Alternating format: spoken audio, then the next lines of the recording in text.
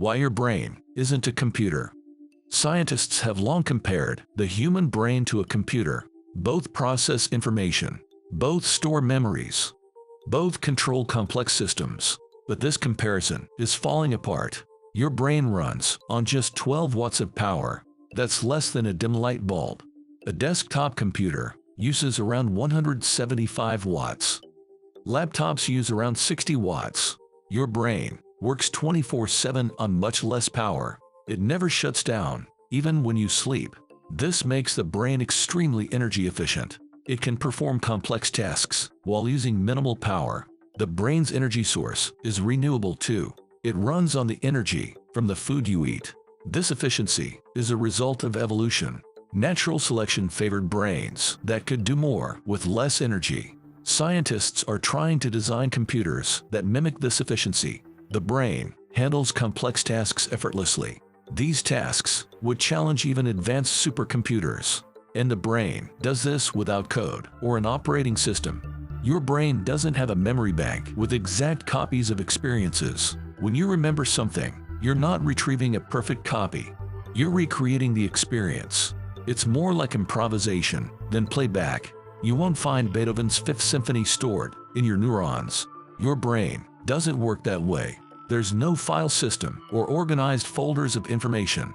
Experiences change the structure of your brain. They alter connections between neurons in complex ways. Your brain isn't built like a computer. Computers have separate hardware and software. Your brain is wetware.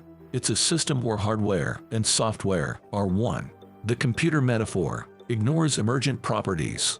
These are characteristics that arise from complex interactions. They can be predicted by looking at individual components. Consciousness and creativity might be emergent properties.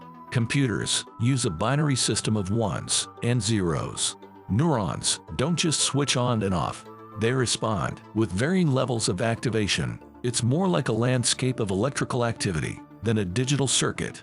We can't even fully understand how a few dozen neurons work in a lobster's stomach. The complexity of billions of human neurons is staggering. New discoveries constantly challenge our theories. Computers need detailed instructions. Your brain adapts and rewires itself based on experiences.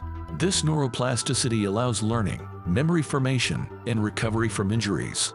Your brain is the ultimate multitasker. It regulates breathing, monitors for threats, and processes emotions simultaneously. It does this while you focus on other tasks. Simulating 1 second of brain activity would take a supercomputer 40 minutes. It would require enormous amounts of electricity. Your brain does this constantly, powered by your last meal. If brains aren't computers, what are they? We don't really know. Some scientists argue we need new ways to think about the brain. It might be a complex self-organizing system, or it could be something we can't yet conceptualize.